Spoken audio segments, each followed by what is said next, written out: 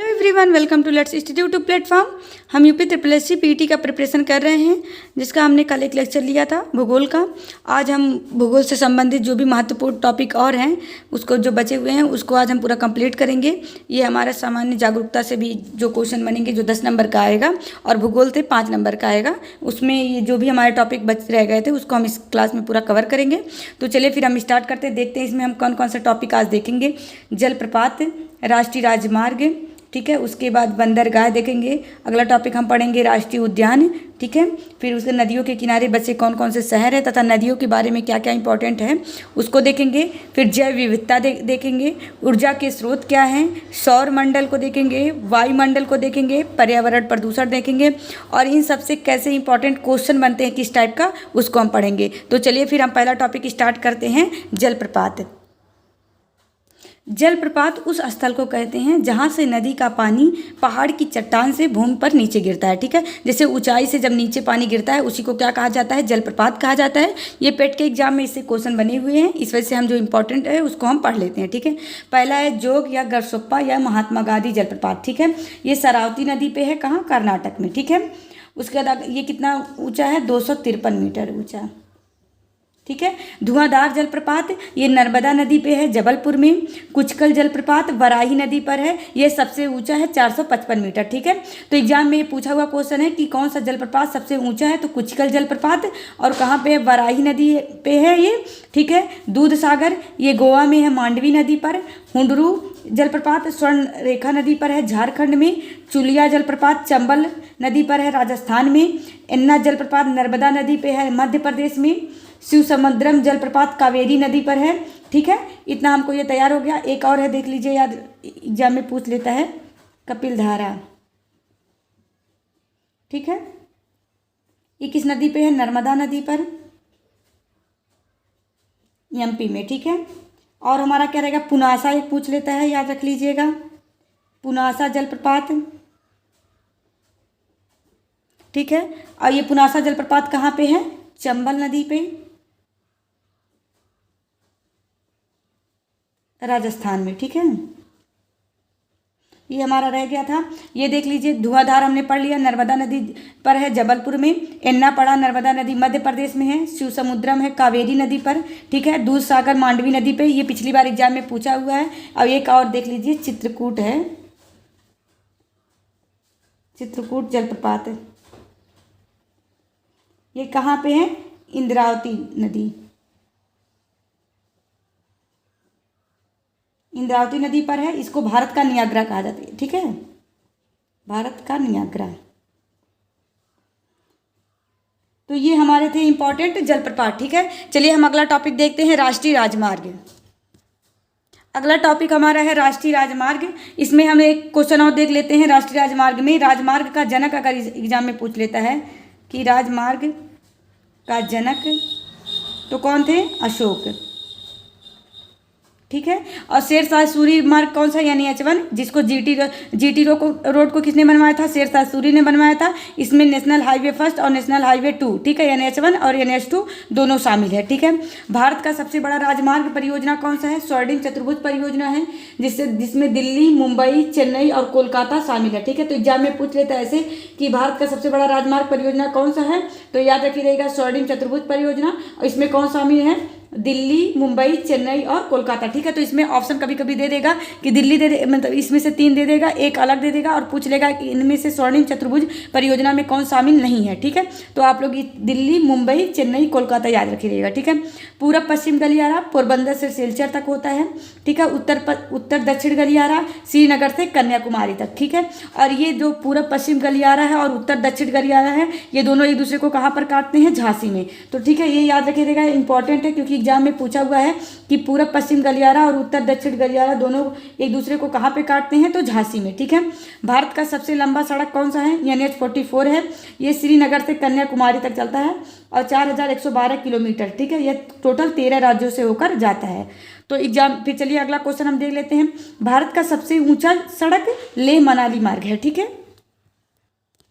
भारत का सबसे लंबा नदी सेतु भूपेन हजारिका है लोहित नदी पर। तो अभी ये बीपीएससी का जो एग्जाम हुआ था उसमें पूछा था कि भारत का सबसे लंबा नदी सेतु जो भूपेन हजारिका है ये किस नदी पे बनाया गया है, तो लोहित नदी पे, ठीक है। ये असम को अरुणाचल प्रदेश से जोड़ता है।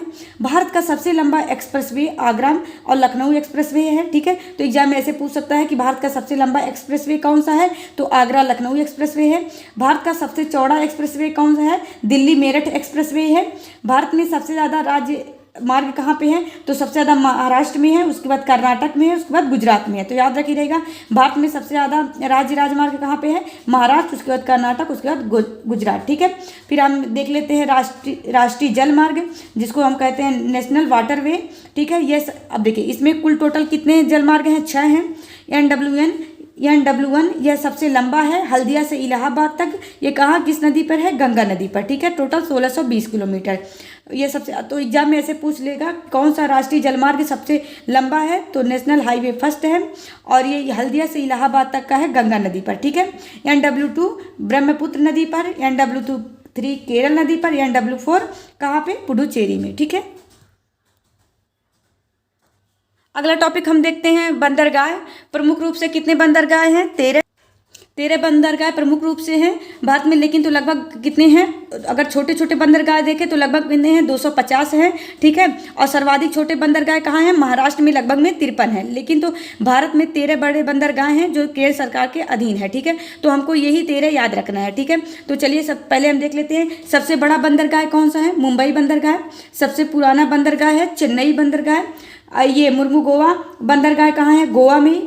विशाखापत्तनम बंदरगाह सबसे गहरा तथा सुरक्षित है, ये आंध्र प्रदेश में है। पारादीप बंदरगाह उड़ीसा में है। मंगलौर बंदरगाह कर्नाटक में है। नवासीमा बंदरगाह ये महाराष्ट्र में है, ये सबसे आधुनिक है, ठीक है। तो सबसे आधुनिक कौन सा है, नवासीमा है जो महाराष्ट्र में है। कांडला बंदरगाह गुजरात में है, ये यहाँ ये किसके लिए फेमस है, मुक्त व्यापार तथा सर्वाधिक व्यापार यहीं से होता है तथा ये सबसे व्यस्त बंदरगाह है, ठीक है। आगे देखते हैं हम, कोच्चि जो बंदरगाह है उसको यह लैगून पर स्थित है, अरब सागर की रानी इसको कहा जाता है। भारत का कृत्रिम बंदरगाह कौन सा है, चेन्नई बंदरगाह है। और भारत का सबसे बड़ा प्राकृतिक बंदरगाह कौन सा है, मुंबई बंदरगाह सब प्राकृतिक बंदरगाह है, ठीक है। सबसे कम गहरा अगर एग्जाम में पूछ लेता है कि सबसे कम गहरा बंदरगाह कौन सा है, तो तूतीकोरिन है, तमिलनाडु में है, ठीक है। यहाँ से हमको 2 क्वेश्चन याद हो गया, सबसे कम गहरा कौन सा है, तूतीकोरिन है, और सबसे अधिक गहरा कौन सा है, तो अभी हमने पढ़ा है कि सबसे अधिक गहरा विशाखापत्तनम बंदरगाह है, ठीक है, जो आंध्र प्रदेश में है, ठीक है, याद रखी रहिएगा। देखें सबसे पुराना बंदरगाह चेन्नई बंदरगाह है जो तमिलनाडु में है। मुर्मुगोवा बंदरगाह गोवा में है। विशाखापत्तनम बंदरगाह आंध्र प्रदेश में है। पारादीप उड़ीसा में है। मंगलौर कर्नाटक में। नवासीमा महाराष्ट्र में, ये सबसे आधुनिक है। कांडला बंदरगाह गुजरात में है। कोच्चि बंदरगाह ये लैगून पर स्थित है, इसको क्या कहा जाता है, अरब सागर की रानी। उसके बाद भारत का कृत्रिम बंदरगाह देखिए चेन्नई बंदरगाह है। भारत का सबसे बड़ा प्राकृतिक बंदरगाह मुंबई है, ठीक है। चलिए फिर हम अपना अगला टॉपिक देखते हैं, प्रमुख अभ्यारण्य और नेशनल पार्क। भारत का पहला राष्ट्रीय उद्यान जिम कॉर्बेट नेशनल पार्क है, ठीक है। इससे कौन सी नदी होकर जाती है, रामगंगा नदी। ये कहाँ पे है, उत्तराखंड में, याद रखी रहिएगा। तो यहाँ से हमको तैयार हो गया कि भारत का पहला राष्ट्रीय उद्यान जिम कॉर्बेट नेशनल पार्क है। ये रामगंगा नदी इसी से होकर जाती है और ये कहाँ पे है, उत्तराखंड में है, ठीक है। पक्षियों का स्वर्ग किसको कहा जाता है, केवला देवघाना पक्षी विहार जो राजस्थान में है। शुष्कता के लिए प्रसिद्ध है, डेजर्ट राष्ट्रीय उद्यान जोधपुर में है। 15 द्वीपों से घिरा कौन सा है, ये गल्फ ऑफ मन्नार मेरीन है, ये तमिलनाडु में है। तो 15 द्वीपों से घिरा कौन सा है, गल्फ ऑफ मन्नार मेरीन, ये तमिलनाडु में है।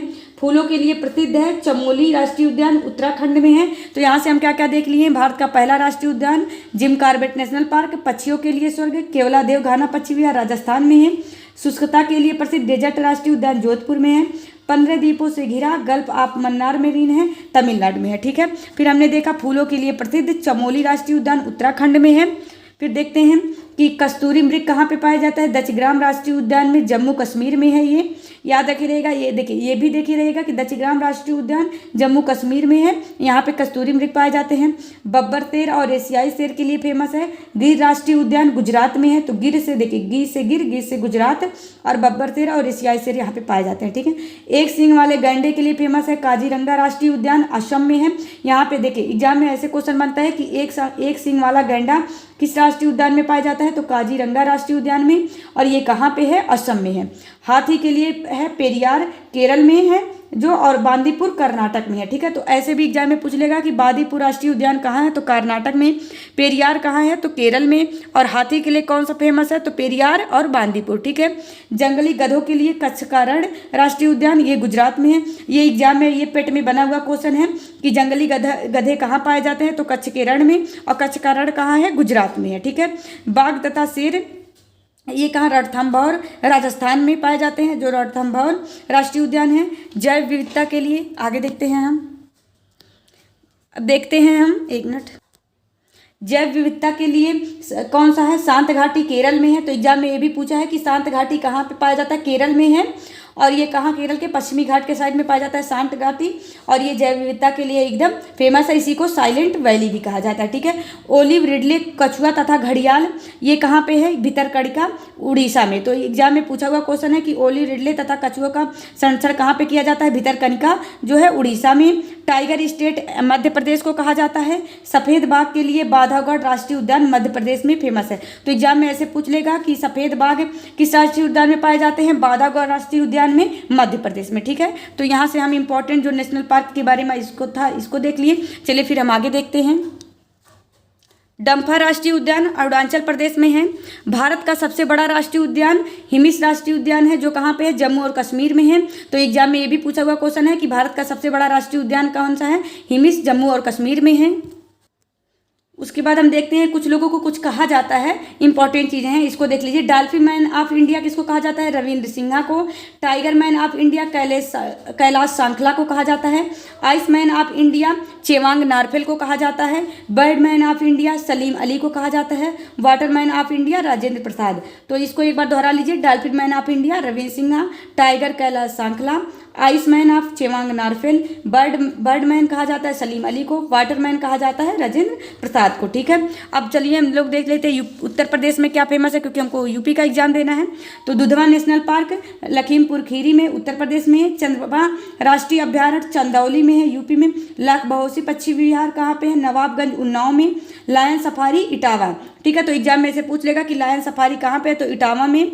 लाख बहोसी पक्षी विहार नवाबगंज उन्नाव में। चंद्रप्रभा राष्ट्रीय उद्यान चंदौली उत्तर प्रदेश में। दुधवा नेशनल पार्क लखीमपुर खीरी में, ठीक है। अब देखिए इंपॉर्टेंट क्वेश्चन इससे बने थे, जो लेखपाल का एग्जाम हुआ था उसमें पूछा था, और ये वीडियो वाला एग्जाम हुआ था उसमें भी पूछा था कि जल में उगने वाले पौधे को हाइड्रोफाइट कहा जाता है। मरुस्थल में उगने वाले पौधों को जीरोफाइट कहा जाता है, और स्थल में उगने वाले पौधों को थैलोफाइट कहा जाता है, ठीक है। तो जो एग्जाम में बना हुआ क्वेश्चन था ये था, मरुस्थल में उगने वाले पौधों को क्या कहा जाता है, जीरोफाइट कहा जाता है। इसी को ऐसे भी क्वेश्चन बनाया जा सकता है कि जल के अभाव में उगने वाले पौधों को क्या कहा जाता है, जीरोफाइट कहा जाता है, या फिर जल के दबाव में उगने वाले पौधों को क्या कहा जाता है, जीरोफाइट कहा जाता है, ठीक है। अब हमारा अगला टॉपिक है नदियों के किनारे बसे प्रमुख शहर। चलिए हम इसको देखते हैं। सूरत जो है ताप्ती नदी के किनारे है। लखनऊ गोमती नदी के किनारे है। हैदराबाद मूसी नदी के किनारे है। नासिक गोदावरी नदी के किनारे है। गोरखपुर राप्ती नदी के किनारे है। उज्जैन क्षिप्रा नदी के किनारे है। श्रीनगर झेलम नदी के किनारे है। अब देखिए ये नदियों के बारे में कुछ इंपॉर्टेंट एग्जाम में पूछ लेता है कि जैविक मरुस्थल किस नदी को कहा जाता है, तो दामोदर नदी को जैविक मरुस्थल कहा जाता है। उसके बाद ग्रीन सूप, यमुना नदी को ग्रीन सूप कहा जाता है। गोमती नदी को जीवी आपदा कहा जाता है, ठीक है। तो ये तीनों इंपॉर्टेंट है, याद रखिएगा आप लोग। चलिए फिर हम आगे देखते हैं। बांध से कुछ इंपॉर्टेंट क्वेश्चन बन जाते हैं कि भारत का सबसे ऊंचा बांध कौन सा है, टिहरी है जो उत्तराखंड में है। भारत का सबसे लंबा बांध हीराकुंड बांध है जो महानदी पर है। भारत का एकमात्र गुरुत्वीय बांध कौन सा है, भाखड़ा नांगल बांध है जो सतलुज नदी पर पंजाब में है। तो देखिए यहाँ से दो टाइप के क्वेश्चन बनेंगे। अगर ये पूछे कि भारत का सबसे ऊंचा गुरुत्वीय बांध है तो भाखड़ा नांगल होगा, और नॉर्मली क्वेश्चन दे दे कि भारत का सबसे ऊंचा बांध तो कौन सा होगा, टिहरी बांध, ठीक है। कावेरी जल विवाद कर्नाटक और तमिलनाडु के बीच है। तो एग्जाम में पूछा हुआ क्वेश्चन है कि कावेरी जल विवाद किन दो राज्यों के बीच है, तो कर्नाटक और तमिलनाडु के बीच है। सिंधु जल विवाद भारत और पाकिस्तान के बीच है, और ये इसमें क्या तय किया गया था कि 20% जल सिंधु नदी का भारत यूज करेगा, बाकी पाकिस्तान करेगा, ठीक है। जैविक मरुस्थल अभी हमने बताया दामोदर नदी को कहा जाता है, और जीवी आपदा गोमती नदी को कहा जाता है, और ग्रीन सूप यमुना नदी को कहा जाता है, ठीक है। हमारा अगला टॉपिक है जैव विविधता। चलिए इससे देख लेते हैं जैव विविधता से जो इंपॉर्टेंट चीज़ें हैं। जैव विविधता दिवस मनाया जाता है 22 मई को। भारत में सर्वाधिक जैव विविधता पश्चिमी घाट केरल में है। सर्वाधिक जैव विविधता वाला देश ब्राजील है। तो एग्जाम में पूछ सकता है कि सर्वाधिक जैव विविधता वाला देश कौन सा है, तो ब्राजील है। भारत में कुल जैव मंडल आरक्षित क्षेत्र 18 हैं। जैव विविधता शब्द का सर्वप्रथम प्रयोग W.G. रोजन 1985 में किया था। जैव विविधता के जनक E.O. विल्सन हैं। विश्व में कुल हॉटस्पॉट या फिर इसको तप्त स्थल कहा जाता है 36 है, और भारत में कितने हैं, 4 हैं। तो ये जो भारत में है ये एग्जाम में पूछे गए हैं। तो पहला कौन सा है, पूर्वी हिमालयन क्षेत्र। उसके बाद दूसरा है पश्चिमी घाट जो केरल और तमिलनाडु में है, ये सबसे समृद्ध है। और अंडमान निकोबार क्षेत्र है, ये तीसरा है। और इंडो बर्मा क्षेत्र ये चौथा है। तो एग्जाम में ऐसे दे देगा ऑप्शन में कि भारत में कितने तप्त स्थल हैं या फिर कितने हॉटस्पॉट हैं, तो 4 हैं। इन चारों का नाम आप लोग याद रखी रहेगा, क्योंकि एग्जाम में 3 देकर एक पूछ सकता है, या फिर क्या कर सकता है कि एक हटा देगा और पूछेगा इनमें से कौन नहीं है, ठीक है। तो आप लोग इसको याद रखे रहिएगा। चलिए फिर हम आगे देखते हैं। भारत में जैव विविधता का द्वार किसको कहा जाता है, ये गलत हो गया, द्वार, ठीक है। पूर्वी हिमालय क्षेत्र को भारत में जैव विविधता का द्वार कहा जाता है। जैव विविधता संरक्षण की कितनी विधियां हैं, ये विधियों से भी क्वेश्चन बने हुए हैं। चलिए फिर हम लोग देख लिया जाए। जैव विविधता संरक्षण की विधियां देखते हैं। तो 2 प्रकार की होती हैं, एक स्वसंस्थानीय संरक्षण, एक परस्थानीय संरक्षण, ठीक है। इसको कहा जाता है इन सीटू कंजर्वेशन, इसको कहा जाता है एक्स सीटू कंजर्वेशन, ठीक है। प्राकृतिक आवास में रहता स्वसंस्थानीय कहलाता है, और परस्थानीय किसको कहलाता है, कृत्रिम आवास में संरक्षण करवाना क्या कहलाता है, एक्स सीटू कंजर्वेशन कहलाता है, ठीक है। ये बीपीएससी का जो एग्जाम करवाया था टीचर का, उसमें ये पूछा था, स्वसंस्थानीय से क्वेश्चन पूछा था, ठीक है। तो ये याद रखी रहेगा, जिसमें जो प्राकृतिक आवास में रहते हैं उनको स्वसंस्थानीय कहा जाता है, और जो बाह्य संस्थानीय किसको कहा जाता है, जो कृत्रिम आवास में बना के रहा जाता है, ठीक है। तो इन सीटू जो प्राकृतिक उसमें आवास में रहते हैं, और एक्स सीटू जो कृत्रिम आवास में रहते हैं, ठीक है। जैव विविधता से संबंधित महत्वपूर्ण संस्थाएं हम देख लेते हैं। IUCN जिसको कहा जाता है international union of conservation for nature, ठीक है। इसका फुल फॉर्म भी एग्जाम में पूछा हुआ है। इसका हेडक्वार्टर स्विट्जरलैंड में है। इसका कार्य है जीवों का देखभाल करना, और ये IUCN जो है ये एक रेड डाटा बुक जारी करता है, ठीक है। ये जो संकटापन्न जीव रहते हैं, लुप्तप्राय जीवों के लिए क्या करता है, सूची तैयार करता है और उसको जारी करता है, ठीक है। और देखिए जीवों की संख्या में अगर वृद्धि होती है तो हरे पृष्ठों पर दिखाया जाता है, और नहीं तो क्या, रेड डाटा जारी किया जाता है। तो एग्जाम में ऐसे पूछ लेगा कि रेड डाटा बुक किसके लिए जारी किया जाता है, तो संकटापन्न या फिर लुप्तप्राय जीवों के लिए ये जारी किया जाता है, ठीक है। फिर हमारा अगला है WWF वर्ल्ड वाइड फंड, ठीक है। इसका हेडक्वार्टर स्विट्जरलैंड में है। इसका स्थापना हुआ था 1961 में, और इसका कार्य क्या है, वित्तीय सहायता देना, ठीक है। अगला टॉपिक है हमारा ऊर्जा के प्रमुख स्रोत। इसमें क्या है, परंपरागत स्रोत है, ठीक है, और गैर परंपरागत स्रोत, ठीक है।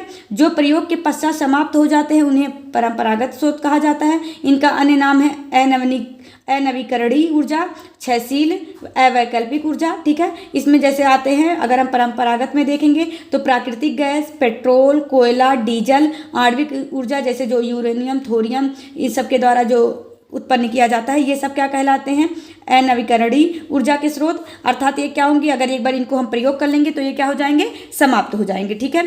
गैर परंपरागत अगर हम देखें, जो प्रयोग द्वारा समाप्त नहीं होते हैं, अर्थात हम उनका दोबारा उपयोग कर सकते हैं, ठीक है। जो असमापनीय हैं, इसको कहा जाता है नवीकरणीय, वैकल्पिक। तो एग्जाम में देखिए इससे क्वेश्चन बना हुआ है कि नवीकरणीय ऊर्जा के स्रोत कौन से हैं, ठीक है। तो सौर ऊर्जा, पवन ऊर्जा, जल ऊर्जा, भूतापी, ज्वारीय ऊर्जा, ये सब कौन सा है, गैर परंपरागत है, ठीक है, जो प्रयोग द्वारा समाप्त नहीं होते। तो याद रखी रहेगा, इंपॉर्टेंट है ये, इसके सारे एग्जाम्पल आप लोग याद रखी रहिएगा, ठीक है। फिर देख लिए क्वेश्चन बनता है, पृथ्वी पर ऊर्जा का सबसे बड़ा स्रोत सूर्य है। वैकल्पिक ऊर्जा का सबसे प्रमुख स्रोत सौर ऊर्जा है। जीवाश्म ईंधन किसको कहा जाता है, डीजल, पेट्रोल, कोयला आदि को जीवाश्म ईंधन कहा जाता है, ठीक है। अगला टॉपिक है हमारा सौरमंडल। चलिए हम देख लेते हैं सौरमंडल में जो इंपॉर्टेंट चीज़ें हैं। सौरमंडल में ग्रहों की संख्या 8 है। पृथ्वी की मंदाकिनी का नाम दुग्ध मेखला, आकाशगंगा या मिल्की वे है। तो ये भी एग्जाम में बना हुआ है कि पृथ्वी की मंदाकिनी का क्या नाम है, तो दुग्ध मेखला या फिर आकाशगंगा। ठीक है। सूर्य के केंद्रीय भाग का तापमान 1.5 × 10⁻60 डिग्री सेल्सियस है। सूर्य के बाह्य सतह का तापमान 6000 डिग्री सेल्सियस है। सूर्य के प्रकाश को पृथ्वी, अब देखिए यहाँ से है, सूर्य के प्रकाश को पृथ्वी तक आने में लगा समय कितना लगता है, 8 मिनट 22 सेकंड क्या लगता है, सूर्य के प्रकाश को पृथ्वी तक आने में लगता है। ठीक है। सूर्य ग्रहण कब होता है, जब चंद्रमा सूर्य और पृथ्वी के बीच आ जाता है। ठीक है। तो जब देखिए यहाँ पे ये सूर्य है और ये चंद्रमा, ये पृथ्वी है। ठीक है। तो क्या होता है कि ये सूर्य और पृथ्वी के बीच जब चंद्रमा आ जाता है तो क्या होता है, सूर्य ग्रहण होता है। और ये सूर्य ग्रहण हमेशा किस दिन को होता है, अमावस्या के दिन होता है। प्रकाश वर्ष मात्रक होता है दूरी का, और दूरी मापने का सबसे बड़ा इकाई क्या है, पारसेक है। तो एग्जाम में ये दोनों क्वेश्चन बने हुए हैं कि प्रकाश वर्ष किसका मात्रक होता है, दूरी का होता है, और दूरी मापने का सबसे बड़ा इकाई लेकिन तो कौन सा होता है, पारसेक होता है। ठीक है। अब हम चंद्र ग्रहण के बारे में देख लेते हैं। जब सूर्य तथा चंद्रमा के बीच पृथ्वी आ जाती है, देखिए यहाँ पे सूर्य है, यहाँ पे चंद्रमा है, इसके बीच पृथ्वी आ जाती है तो चंद्र ग्रहण होता है। अर्थात चंद्रमा पर सूर्य की रोशनी नहीं पहुंचती है। ठीक है, समझ में आ गया। चंद्रमा पर सूर्य की रोशनी नहीं पहुंचती, इस वजह से क्या हो जाता है, चंद्र ग्रहण हो जाता है। यहाँ पे क्या होता है, पृथ्वी पर सूर्य की रोशनी नहीं पहुंचती है तो सूर्य ग्रहण हो जाता है। ठीक है। और ये हमेशा कब होता है, पूर्णिमा के दिन हमेशा होता है। ठीक है। तो एग्जाम में पूछ लेगा ऐसे कि सूर्य ग्रहण किस दिन होता है, तो अमावस्या के दिन सूर्य ग्रहण होगा और चंद्र ग्रहण पूर्णिमा के दिन चंद्र ग्रहण होगा। ठीक है। पृथ्वी का अपने अक्ष पर घूमना परिभ्रमण कहलाता है, और ये क्या होता है, इसी के कारण इसको दैनिक गति कहा जाता है। इसी के लिए क्या होता है, दिन और रात होता है। अगर देखिए, अगर पृथ्वी अपनी जगह पे परिभ्रमण ना करती होती, तो अगर अपने अक्ष पर ना घूम रही होती तो दिन और रात नहीं होते। तो एग्जाम में पूछ लेगा कि दिन और रात किसके कारण होता है, पृथ्वी के अपने अक्ष पर घूमने के कारण होता है। ठीक है। पृथ्वी अपने अक्ष पर कितनी झुकी हुई है, ठीक है, पृथ्वी अपने अक्ष पर 23.5 अंश झुकी हुई है। पृथ्वी का सूर्य के चारों ओर गति क्या कहलाता है, परिक्रमण कहलाता है। देखिए, जो वो अपने अक्ष पर जो घूमती है उसको परिभ्रमण कहा जाता है, लेकिन तो वो जो सूर्य के चारों ओर चक्कर लगाती है उसको परिक्रमण कहा जाता है। ठीक है। मौसम परिवर्तन, दिन रात का बड़ा होना, तो एग्जाम में से पूछ लेगा कि मौसम परिवर्तन और दिन रात का बड़ा होना किसके कारण होता है, तो पृथ्वी का सूर्य के चारों ओर गति करने के कारण होता है। और दिन रात किसके कारण होता है, पृथ्वी का अपने अक्ष पर घूमने के कारण होता है। ठीक है। उपसौर देख लेते हैं। जब पृथ्वी और सूर्य की दूरी न्यूनतम होती है तो उसको उपसौर कहा जाता है। अपसौर, जब पृथ्वी और सूर्य की बीच की दूरी क्या होती है, अधिकतम। जब क्या होगी, बीच की दूरी कम होगी तो न्यूनतम होगी तो उपसौर, अधिकतम होगा तो अपसौर। और उपसौर कब होता है, 3 जनवरी को। अपसौर कब होता है, 4 जुलाई को होता है। ठीक है। अब चलिए हम सभी ग्रहों के बारे में कुछ इंपॉर्टेंट चीजें हैं उसको देख लिया जाए। प्लूटो यह 9वां ग्रह था, किंतु 24 अगस्त 2006 को चेक गणराज्य की राजधानी प्राण में अंतर्राष्ट्रीय खगोल संघ की बैठक हुई, जिसमें प्लूटो को यह ग्रह की श्रेणी से निकालकर 52वां ग्रह में डाल दिया गया। ठीक है। अभी इसका नाम क्या है, 194,940 है। ठीक है। तो याद रखिए रहेगा, इसको 9वां ग्रह कहा जाता था, लेकिन तो इसको कब, 24 अगस्त 2006 को ग्रह की श्रेणी से निकाल दिया गया है। ठीक है। अब हम सभी ग्रह को क्या क्या कहा जाता है उसको देख लिया जाए। नीला ग्रह पृथ्वी को, लाल ग्रह मंगल को, पीला ग्रह शनि को कहा जाता है, हरा ग्रह अरुण को कहा जाता है क्योंकि इस पे मीथेन की बहुत ज़्यादा अधिकता पाई जाती है, इसी वजह से इसको हरा ग्रह कहा जाता है। वलय वाला ग्रह शनि को, इसमें वलय या फिर छल्ले पाए जाते हैं, इस वजह से इसको शनि को क्या कहा जाता है, वलय वाला ग्रह। सबसे बड़ा ग्रह कौन सा है, बृहस्पति है। ठीक है। इस पे SO2 की मात्रा सबसे अधिक पाई जाती है। प्रेशर कुकर वाला ग्रह किसको कहा जाता है, शुक्र को कहा जाता है, इस पे CO2 की मात्रा अधिक है। तो याद रखिए रहेगा, प्रेशर कुकर वाला ग्रह शुक्र को कहा जाता है, इस पे CO2 कार्बन डाइऑक्साइड की मात्रा अधिक है। सबसे गर्म ग्रह किसको कहा जाता है, शुक्र को कहा जाता है क्योंकि इस पर CO2 पाया जाता है। पृथ्वी के समान ग्रह मंगल है। लेटा हुआ ग्रह अरुण है। सबसे ठंडा ग्रह वरुण है जिसपे मीथेन पाया जाता है। पृथ्वी की जुड़वा बहन शुक्र है। सबसे चमकीला ग्रह शुक्र है। और खड़ा ग्रह कौन सा है, बुध है। भोर का तारा किसको कहा जाता है, शुक्र को। और सांझ का तारा भी शुक्र को कहा जाता है। ठीक है। तो ये सभी ग्रह को कहा जाता है, तो ये याद रखे रहेगा आप लोग। सर्वाधिक चमकीला तारा साइप्रस। सूर्य को लगातार ऊर्जा किससे प्राप्त होती है, नाभिकीय संलयन द्वारा। तो ये भी एग्जाम में बना हुआ है कि सूर्य को लगातार ऊर्जा किससे प्राप्त होता है, नाभिकीय संलयन द्वारा। सूर्य में हमेशा क्या हो रहा है, नाभिकीय संलयन हो रहा है। सूर्य के सबसे नजदीक ग्रह बुध है और पृथ्वी के सबसे नजदीक ग्रह शुक्र है। तो ये भी एग्जाम में बहुत कंफ्यूजन दे देता है कि अगर देखिए यहाँ से पूछे, अगर सूर्य के सबसे नजदीक ग्रह कौन सा है, बुध है, और अगर पृथ्वी के सबसे नजदीक ग्रह पूछे तो शुक्र है। ठीक है। सर्वाधिक उपग्रह किसके हैं, बृहस्पति के। बुध और शुक्र के पास कोई उपग्रह नहीं है, क्योंकि जो इसके उपग्रह होते हैं ये क्या है, ये सूर्य के ज़्यादा नज़दीक है, इस वजह से सूर्य इसको क्या होता है, अपनी तरफ खींच लेता है। ठीक है, सूर्य ग्रहण के समय सूर्य का दिखाई देने वाला भाग सूर्य किरीट या कोरोना कहलाता है। अब चलिए और आगे देखते हैं। कर्क संक्रांति, सूर्य की लंबवत किरणें जब कर्क रेखा पर पड़ती हैं तो उसको कर्क संक्रांति कहा जाता है। ये कब पड़ती हैं, 21 जून को।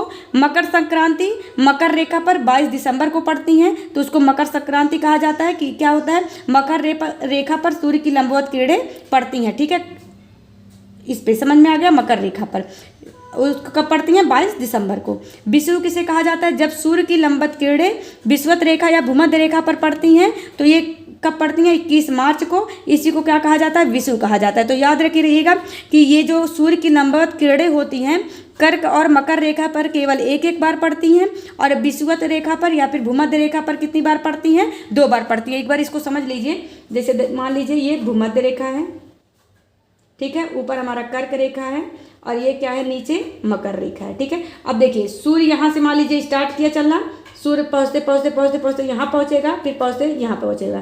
तो देखिए साल भर एक साल में कब लेगी, यहाँ पे पहुँचा, यहाँ पे पहुँचा, यहाँ पे पहुँचा। ठीक है, उसके बाद फिर यहीं पे पहुँचेगा तो क्या, भूमध्य रेखा पर ये 2 बार पहुँचता है और कर्क रेखा पर कितनी बार पहुँचता है, 1 बार। ठीक है, फिर देखिए फिर यहीं से शुरू करेगा, यहाँ जाएगा तो यहाँ 2 बार हो जाएगा, यहाँ पे कितनी बार होगा, 1 बार होगा।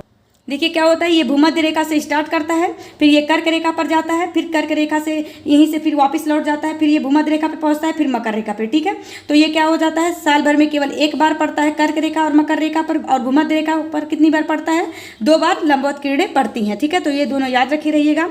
फिर हमारा अगला टॉपिक है वायुमंडल। वायुमंडल में कौन कौन सी गैसें पाई जाती हैं और कितने % गैसें पाई जाती हैं, इसको हम देख लेते हैं। तो नाइट्रोजन 78% पाया जाता है, ऑक्सीजन 21% पाया जाता है, आर्गन, इसको सही से लिख दें, ठीक है, आर्गन 0.93% पाया जाता है, CO2 कार्बन डाइऑक्साइड 0.03% पाया जाता है। ठीक है, तो ये याद रखिए रहिएगा। चलिए हम फिर वायुमंडल की परतें देख लेते हैं, कितनी परतें पाई जाती हैं। ठीक है, 1 मिनट। देखिए ये यहाँ पे क्या है, पृथ्वी है। पहले मंडल को देखो, इसको हम मंडल में बांटते हैं तो देख लिया जाए, इसको 5 मंडल में बांटा जाता है। क्षोभ मंडल, समताप मंडल, मध्य मंडल, आयन मंडल और बाहर वाला क्या हो जाता है, बहिर्मंडल। ठीक है, तो अब देखिए इसकी दूरी देख लेते हैं। तो क्षोभ मंडल की जो ऊंचाई है 12 किलोमीटर तक है। 12 किलोमीटर से 50 किलोमीटर तक समताप मंडल पाया जाता है। 50 किलोमीटर से 80 किलोमीटर तक मध्य मंडल पाया जाता है। 80 किलोमीटर से 500 किलोमीटर तक आयन मंडल पाया जाता है। और 500 से 2000 किलोमीटर तक क्या पाया जाता है, बहिर्मंडल पाया जाता है। ठीक है, अब देखिए पहले मंडल को कहा जाता है क्षोभ मंडल, इंग्लिश में इसको ट्रोपोस्फीयर कहा जाता है। दूसरे मंडल को समताप मंडल कहा जाता है, स्ट्रेटोस्फीयर कहा जाता है। तीसरे मंडल को मध्य मंडल कहा जाता है, मीजोस्फीयर कहा जाता है। और चौथे मंडल को क्या कहा जाता है, आयन मंडल, आयनोस्फीयर कहा जाता है। और 5वें मंडल को क्या कहा जाता है, बहिर्मंडल कहा जाता है, एक्सोस्फीयर कहा जाता है। ठीक है, तो ये तो याद रखिए रहेगा। पहला मंडल क्षोभ मंडल, ट्रोपोस्फीयर, समताप मंडल, मध्य मंडल, आयन मंडल, बहिर्मंडल। ठीक है, तो इसको याद रखिए रहिएगा। ये जो क्षोभ मंडल होता है इसको परिवर्तन मंडल कहा जाता है। इसमें बादल, बारिश, जेट स्ट्रीम सब जो धाराएं चलती हैं इसी सब क्षोभ मंडल में ही होती हैं सभी घटनाएं। ठीक है, जो बादल, वर्षा या फिर गरज वगैरह जो भी होता है ये सब किस मंडल में होता है, क्षोभ मंडल में होता है। ठीक है, फिर हमारा दूसरा मंडल आता है, समताप मंडल आता है। इसमें क्या, ये वायुयान उड़ाने के लिए एक अच्छा होता है, इसमें ये जहाज इसी में उड़ाया जाता है। ठीक है, और इसी समताप मंडल में देखिए ओजोन परत भी पाया जाता है। ये कौन सी परत है, ओजोन परत, ये किस में पाया जाता है, समताप मंडल में पाया जाता है। फिर हमारा आता है मध्य मंडल, उल्का संबंधी जो घटनाएं होती हैं वो मध्य मंडल में होती हैं। और सर्वाधिक ठंडा मंडल कौन सा है, ये मध्य मंडल है। -100 डिग्री सेंटीग्रेड यहाँ का क्या है, तापमान है। तो याद रखिए रहिएगा, एग्जाम में ऐसे पूछा हुआ क्वेश्चन है कि सबसे ठंडा मंडल कौन सा है, तो ये मध्य मंडल है, -100 डिग्री सेंटीग्रेड यहाँ पे पाया जाता है। फिर रेडियो तरंगे किस में पाई जाती है, आयन मंडल में। और सैटेलाइट कहाँ पे लगाया जाता है, बहिर्मंडल में सैटेलाइट लगाया जाता है। ठीक है, ये इंपॉर्टेंट क्वेश्चन था। और एक याद रखिए रहिएगा, जब ये क्षोभ मंडल में अगर हम 165 मीटर ऊपर जाएंगे तो 1 डिग्री सेंटीग्रेड में कमी आती है। ठीक है, समझ में आ गया। फिर जैसे हम उसके बाद समताप मंडल में जाएंगे तो यहाँ पे तापमान में वृद्धि होती जाती है। तो जो पहला मंडल है क्षोभ मंडल, इसमें क्या होता है, ऊपर जाने पे तापमान में कमी आती है। 165 मीटर ऊपर जाते हैं तो 1 डिग्री सेंटीग्रेड की ताप में कमी आती है। लेकिन तो जब हम समताप मंडल में जाते हैं तो तापमान में वृद्धि होने लगती है। ठीक है, लेकिन तो फिर मध्य मंडल में पहुँचते हैं तो तापमान एकदम ठंडा हो जाता है और सर्वाधिक ठंडा यही मंडल है। ठीक है, और देखिए एक चीज़ और याद रखी रहिएगा, क्षोभ मंडल को समताप मंडल से अलग करता है क्षोभ सीमा और समताप मंडल को मध्य मंडल से अलग करता है समताप सीमा, और मध्य मंडल को अयन मंडल से अलग करता है मध्य सीमा। ठीक है, इतना ये इंपॉर्टेंट था, इसको आप लोग देख लीजिए। चलिए हम अगला टॉपिक देखते हैं। अगला टॉपिक है हमारा पर्यावरण प्रदूषण। इसमें हम पहला देखेंगे वायु प्रदूषण। वायु प्रदूषण के लिए सर्वाधिक जिम्मेदार गैस CO है, जिसको कार्बन मोनोऑक्साइड कहा जाता है। तंत्रिका तंत्र को प्रभावित करने वाली गैस CO है, कार्बन मोनोऑक्साइड है। वायु प्रदूषण का सूचक लाइकेन है। ये अभी जो BPSC का एग्जाम हुआ था उसमें ये पूछा हुआ क्वेश्चन है कि वायु प्रदूषण का सूचक कौन है, लाइकेन है। अम्ल वर्षा के लिए उत्तरदायी है SO2 और NO2। ठीक है, ताजमहल पीला हो रहा है मथुरा तेल रिफाइनी के कारण, ये इसमें कौन सा गैस निकल रहा है वहाँ से, SO2 गैस के कारण। धूम्र सिटी या फिर स्मॉग सिटी कहाँ है, शिकागो USA में है। अगर हम भारत में पूछे कि भारत की स्मॉग सिटी कौन सी है तो कोलकाता है। ठीक है, वायु प्रदूषण अधिनियम आया था 1981 में। मुख्य वायु प्रदूषक है PAN, जिसको कहा जाता है पराक्सी एसिटिल नाइट्रेट। अभी इससे भी ये BPSC जो टीचर का एग्जाम हुआ था उसमें क्वेश्चन बना था कि कौन सा मुख्य ये वायु प्रदूषक नहीं है, तो उसमें PAN का भी ऑप्शन दिया गया था। ठीक है, तो मुख्य वायु प्रदूषक कौन सा है, PAN है, पराक्सी एसिटिल नाइट्रेट है। CNG को क्या कहा जाता है, कंप्रेस्ड नेचुरल गैस। इसमें क्या मीथेन और प्रोपेन से मिलकर बना हुआ है। LPG लिक्विफाइड पेट्रोलियम गैस कहा जाता है। अब ये किससे, प्रोपेन और ब्यूटेन से। तो एग्जाम में ये भी क्वेश्चन बने हुए हैं कि CNG किसका मिश्रण है, तो मीथेन और प्रोपेन का, LPG प्रोपेन और ब्यूटेन का। ठीक है, भविष्य का ईंधन किसको कहा जाता है, हाइड्रोजन को। सर्वाधिक अम्ल वर्षा नॉर्वे में होता है। हंसाने वाली या फिर लाफिंग गैस किसको, N2O नाइट्रस ऑक्साइड को। ये वीडियो वाले एग्जाम में पूछा हुआ क्वेश्चन था कि हंसाने वाली गैस का सूत्र क्या है, तो नाइट्रस ऑक्साइड है, जिसको N2O कहा जाता है। ठीक है, CFC क्लोरोफ्लोरोकार्बन, इसको फ्रेयान गैस कहा जाता है। CO कार्बन मोनोऑक्साइड, इसको दमघोटू गैस कहा जाता है। SO2 इसको क्रैकिंग गैस कहा जाता है। तो कोई भी एग्जाम हो इस चारों से तो एक क्वेश्चन डन रहता है, कोई ना कोई तो पूछ ही लेना है। ठीक है, तो दमघोटू गैस CO कार्बन मोनोऑक्साइड है, और ये हंसाने वाली गैस कौन है, N2O नाइट्रस ऑक्साइड है। अगला हम देख लेते हैं जल प्रदूषण। सर्वाधिक आर्सेनिक प्रभावित राज्य कौन सा है, पश्चिम बंगाल है। और देखिए जल प्रदूषण उसको कहा जाता है जब जल में आर्सेनिक की मात्रा ज़्यादा हो जाती है तो उसमें सर्वाधिक जल प्रदूषण हो जाता है। ठीक है, और सर्वाधिक आर्सेनिक प्रभावित राज्य कौन है, पश्चिम बंगाल है। जल दिवस मनाया जाता है 22 मार्च को। जल प्रदूषण मापने की इकाई है BOD, बायोलॉजिकल ऑक्सीजन डिमांड। ठीक है, BOD जल में घुली ऑक्सीजन की मात्रा को बताता है। ठीक है, BOD का क्या कार्य है, जल में कितनी मात्रा में घुला हुआ है ऑक्सीजन उसको बताता है। और गंगा एक्शन प्लान कब आया था, 1985 में। और देखिए फिर अगला हमारा क्या है, ध्वनि प्रदूषण। और इसमें क्वेश्चन पूछता है कि ग्रीन मफलर किससे संबंधित है, तो ध्वनि प्रदूषण। तो बाकी ध्वनि प्रदूषण के बारे में हम वो जो साइंस का क्लास लिए थे उसमें अच्छे से पूरा बताए थे, तो आप लोग उसको पढ़ लेंगे तो आप लोग का ध्वनि प्रदूषण पूरा अच्छे से तैयार हो जाएगा। ठीक है, एग्जाम में ये भी क्वेश्चन बना हुआ है प्रदूषक के प्रकार। तो क्या होता है, जैव अपघटनी या जैव निम्नीकरण, या फिर दूसरा क्या होता है, अजैव अपघटनी या फिर जैव अनिम्नीकरण। ठीक है, तो एग्जाम में इसे क्वेश्चन बना हुआ है कि कौन कौन से जैव अपघटनी है प्रदूषक है और कौन सा अजैव अपघटनी है। ठीक है, तो जब क्या होता है, जो एकदम घुल जाता है, या फिर एक मिनट, तो अगर हम जैव अपघटनी देखें तो उसको हम कह सकते हैं ऐसा प्रदूषक जो सूक्ष्म जीवों द्वारा नष्ट हो जाते हैं, उसको हम जैव निम्नीकरण कहा जाता है, जैसे वाहित मल, कूड़ा कचरा, सीवेज आदि। ठीक है, अजैव अपघटनी अगर जैव अनिम्नीकरण कहें, ऐसे प्रदूषक जो प्रकृति के द्वारा समाप्त नहीं होते हैं या काफ़ी लंबी समय के बाद ये समाप्त होते हैं, जैसे क्या प्लास्टिक, पॉलीथीन, सीसा, पारा, आर्सेनिक, DDT 4D। ये देखिए ये जो UPPSC का एग्जाम हुआ था, UPPCS का 2022 में, उसमें ये क्वेश्चन बना हुआ था कि इसमें से कौन सा जैव अनिम्नीकरण है। ठीक है, तो उसमें से ये ऑप्शन हुआ दिया था DDT 2D4, आर्सेनिक और एक वाहित मल। ठीक है, तो आप लोग को जब पता रहेगा कि कौन सा जैव अपघटनी है और कौन सा अजैव अपघटनी है तो आप लोग अच्छे से क्लियर कर लेंगे। ठीक है, तो इसको भी अच्छे से देख लीजिएगा। यहाँ से हमारे जितने भी इंपॉर्टेंट टॉपिक थे सब हमारे खत्म हो गए। आप लोग को अगर इसका PDF चाहिए होगा तो डिस्क्रिप्शन बॉक्स में दिया गया है लिंक, उससे आप लोग टेलीग्राम चैनल से आप लोग वहाँ से PDF डाउनलोड कर सकते हैं। ठीक है, ओके बाय।